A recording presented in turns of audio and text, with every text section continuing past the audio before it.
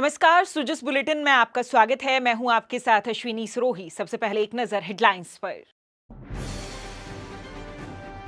पूर्व प्रधानमंत्री डॉक्टर मनमोहन सिंह के निधन पर राज्य में 7 दिन के राजकीय शोक की घोषणा। राज्य में 7 दिन तक राजकीय कार्यक्रम नहीं होंगे आयोजित। परिवहन एवं सड़क सुरक्षा विभाग की बैठक। उप मुख्यमंत्री डॉक्टर बैरवा ने बजट घोषणाओं के क्रियान्वयन को लेकर की समीक्षा, दिए जरूरी दिशा निर्देश। मुख्यमंत्री वृक्षारोपण महाअभियान के तहत 7 करोड़ 22 लाख से ज्यादा हुआ पौधारोपण। राज्य सरकार द्वारा हर जिले में एक मात्र वन किया गया स्थापित। राज्य सरकार ने पूर्व प्रधानमंत्री डॉक्टर मनमोहन सिंह के निधन पर प्रदेश में 7 दिन का राजकीय शोक घोषित किया है। स्वर्गीय मनमोहन सिंह के सम्मान में राज्य में 26 दिसंबर 2024 से 1 जनवरी 2025 तक 7 दिन की राजकीय शोक रहेगा। इस दौरान राष्ट्रीय ध्वज आधे झुके रहेंगे और किसी भी आधिकारिक मनोरंजन कार्यक्रम का आयोजन नहीं किया जाएगा। पूर्व प्रधानमंत्री डॉक्टर मनमोहन सिंह का निधन 26 दिसंबर को नई दिल्ली स्थित अखिल भारतीय आयुर्विज्ञान संस्थान में हो गया। इससे पहले राज्यपाल श्री हरिभाऊ बागड़े और मुख्यमंत्री श्री भजनलाल शर्मा ने पूर्व प्रधानमंत्री डॉक्टर मनमोहन सिंह के निधन पर गहरा शोक व्यक्त किया। उन्होंने कहा कि डॉक्टर सिंह का निधन अपूर्णीय क्षति है। उन्होंने ईश्वर से उनकी पुण्यात्मा को शांति प्रदान करने और परिजनों को ये दुख सहन करने की शक्ति प्रदान करने की कामना की। देश के पूर्व प्रधानमंत्री डॉक्टर मनमोहन सिंह जी के निधन से आज हमने एक विद्वान, अर्थशास्त्री, कुशल प्रशासक और समर्पित राजनेता को खो दिया है। स्वर्गीय डॉक्टर मनमोहन सिंह जी ने छोटे से गांव एवं साधारण परिवार से आकर देश की सेवा में अमूल्य योगदान दिया। उन्होंने अपने ज्ञान और समर्पण से देश को आर्थिक सुधारों के एक नए युग में प्रवेश कराया था। उनकी विनम्रता और सहज व्यक्तित्व का हर कोई प्रशंसक था। इन गुणों ने राजनीति और सार्वजनिक जीवन में उन्हें विशेष स्थान दिलाया।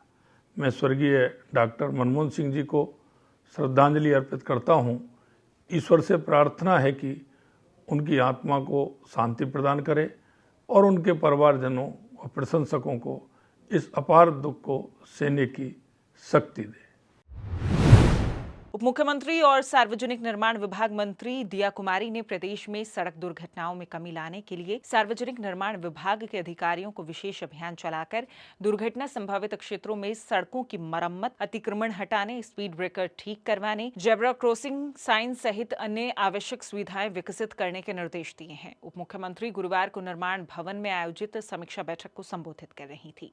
उप मुख्यमंत्री ने सभी अधिकारियों को नियमित फील्ड विजिट कर सड़कों की गुणवत्ता जाँच करने के निर्देश दिए। उन्होंने निर्देश दिए कि अधिकारी जिन सड़कों का निरीक्षण करेंगे उसकी रिपोर्ट हर 7 दिन में प्रस्तुत करेंगे।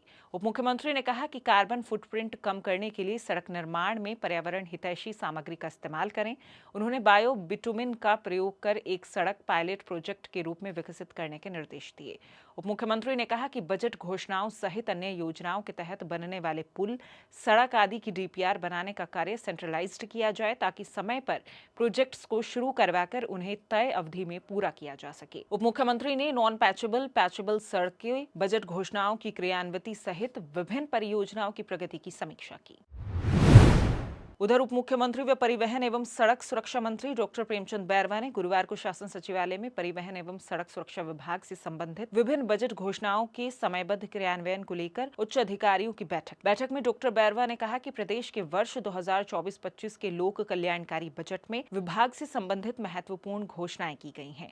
उन्होंने योजनाओं के समयबद्ध क्रियान्वयन, पारदर्शी कार्य प्रणाली और जन कल्याणकारी नीतियों के प्रभावी क्रियान्वयन के लिए उचित दिशा निर्देश प्रदान किए। उप मुख्यमंत्री ने इस दौरान आमजन के लिए आवागमन की सुविधाओं में बढ़ोतरी करने के लिए नए मार्ग खोलने, विभाग से संबंधित विभिन्न ऑनलाइन और फेसलेस सुविधाओं को बढ़ावा देने, रोडवेज के नए बस स्टैंडों की कार्य प्रगति सहित अन्य बिंदुओं पर विस्तार से चर्चा कर आवश्यक दिशा निर्देश दिए। डॉक्टर बैरवा ने कहा कि सड़क सुरक्षा हम सभी की सामूहिक जिम्मेदारी है। उन्होंने आमजन को सड़क सुरक्षा नियमों के प्रति जागरूक करने के भी निर्देश दिए। साथ ही उन्होंने सड़क सुरक्षा संबंधी विशेष अभियान चलाने के लिए भी निर्देशित किया। उन्होंने कहा कि ट्रैफिक नियमों की भी पालना सुनिश्चित की जाए और नियमों का उल्लंघन करने वालों पर कड़ी कार्रवाई की जाए। खबरों का सिलसिला यूं ही जारी रहेगा, लेकिन उससे पहले देखिए ये संदेश। हर चेहरे पर मुस्कान और हर घर खुशहाली, यही है राजस्थान की भजनलाल सरकार द्वारा गत 1 वर्ष में सामाजिक सुरक्षा के क्षेत्र में किए गए बेहतरीन कार्यों का सुखद परिणाम। प्रधानमंत्री श्री नरेंद्र मोदी के नेतृत्व में मुख्यमंत्री श्री भजनलाल शर्मा ने समाज के हर वर्ग के उत्थान के लिए किए हैं विशेष प्रयास। सामाजिक सुरक्षा पेंशन बढ़कर हुई 1150 रुपए। अनुसूचित जाति, जनजाति एवं अन्य पिछड़ा वर्ग उत्तर मैट्रिक छात्रवृत्ति योजना में 217 करोड़ रुपए से अधिक व्यय कर 1,97,822 विद्यार्थियों को किया गया लाभान्वित। अति पिछड़ा वर्ग उत्तर मैट्रिक छात्रवृत्ति योजना के तहत 93 करोड़ रुपए से अधिक व्यय कर 42,594 विद्यार्थियों को किया गया लाभान्वित। ऐसे ही प्रयासों से समाज के हर वर्ग का हो रहा उत्थान, आगे बढ़ रहा राजस्थान। सूचना एवं जनसंपर्क विभाग राजस्थान सरकार द्वारा जनहित में जारी। मुख्यमंत्री श्री भजनलाल शर्मा की मंशानुसार प्रदेश सरकार राज्य के सभी ग्रामीण घरों में नल से जल पहुंचाने के लिए प्रतिबद्ध है। जल जीवन मिशन के तहत 10,20,000 से ज्यादा ग्रामीण परिवारों को नल से जल उपलब्ध करवाया गया।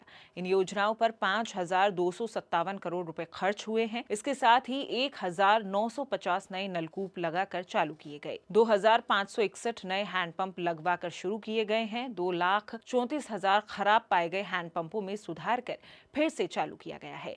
राज्य के विभिन्न जल प्रदाय योजनाओं में 58,400 से ज्यादा अवैध जल कनेक्शनों को काटा गया और 5,300 से ज्यादा नियमितीकरण किया गया है। साथ ही अटल भूजल योजना के चिन्हित क्षेत्रों में वर्षा जल के पुनर्भरण के लिए 133 रिचार्ज शाफ्ट का निर्माण किया गया। अटल भूजल योजना के तहत 8 ब्लॉक अजमेर ग्रामीण, पीसांगन, अटरू, बारां, खानपुर, सांगोद, राजगढ़ और राजसमंद के भूजल स्तर गिरावट में सुधार हुआ है। भूजल विभाग ने 115 नलकूप, 101 हैंडपंप और 39 पीजोमीटर्स का निर्माण किया। विभिन्न पेयजल परियोजनाओं और वर्षा जल कृत्रिम पुनर्भरण के लिए 555 स्थानों पर स्थल चयन के लिए भू भौतिकी सर्वे संपादित किया गया है। मुख्यमंत्री श्री भजनलाल शर्मा के नेतृत्व में पिछले 1 साल में वन क्षेत्र में प्रदेश सरकार ने अनेक उपलब्धियां हासिल की हैं। प्लास्टिक से पर्यावरण और वन्य जीवों को होने वाले नुकसान की रोकथाम के लिए राष्ट्रीय उद्यानों, अभ्यारण्यों, आरक्षित और रक्षित वन क्षेत्रों में सिंगल यूज प्लास्टिक में पूर्ण प्रतिबंध कर दिया गया है। SRDF कैंपस गाड़ोता, जयपुर में 7 अगस्त को राज्य स्तरीय वन महोत्सव आयोजित किया गया। इस दिन हरियालो राजस्थान के तहत प्रभारी मंत्रियों की अध्यक्षता में प्रत्येक जिला स्तर पर वन महोत्सव आयोजित कर एक दिन में 2,10,00,000 पौधे लगाए गए। ट्री आउटसाइड फॉरेस्ट इन राजस्थान कार्यक्रम के तहत 4 करोड़ पौधों के लक्ष्य के विरुद्ध 4,72,00,000 पौधे वितरित किए गए। प्रदेश में वन संरक्षण और वन्य जीवों के विकास के लिए वर्ष 2024-25 में अरावली हिल्स को सुरक्षित रखने के लिए अरावली पर्वत श्रृंखला के अंतर्गत वन भूमि पर मानसून में 30,000 हेक्टेयर में वृक्षारोपण का 100% लक्ष्य अर्जित किया गया। प्रत्येक जिले में एक मात्र वन की स्थापना की गई। राजस्थान को हरित प्रदेश के रूप में विकसित करने की दृष्टि से वर्ष 2028 तक वन क्षेत्र में 20,000 हेक्टेयर की वृद्धि किए जाने के लिए मुख्यमंत्री वृक्षारोपण महाअभियान के तहत वन विभाग द्वारा 80,000 हेक्टेयर वन भूमि पर 2,50,00,000 पौधे और विभिन्न विभागों, गैर सरकारी संगठनों, आमजन आदि द्वारा 4,72,00,000 पौधे रोपित कर कुल 7,22,00,000 से ज्यादा पौधारोपण की उपलब्धि अर्जित की गई है। उदयपुर में 30 दिसंबर तक शिल्पग्राम मेले का आयोजन किया जा रहा है। इस उत्सव में लोग सांस्कृतिक कार्यक्रमों, कला प्रदर्शनी, हस्तशिल्प और स्वादिष्ट व्यंजनों का आनंद ले रहे हैं। देखिए शानदार शिल्पग्राम उत्सव की कुछ झलकियां।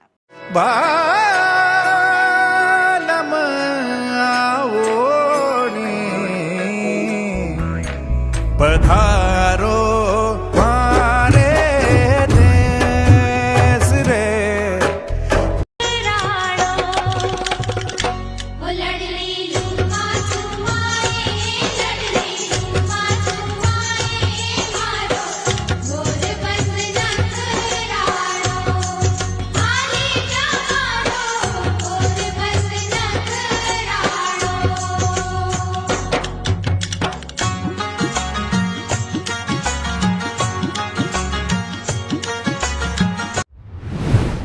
सुजस बुलेटिन में फिलहाल के लिए इतना ही। फिर होगी आपसे मुलाकात, तब तक के लिए नमस्कार।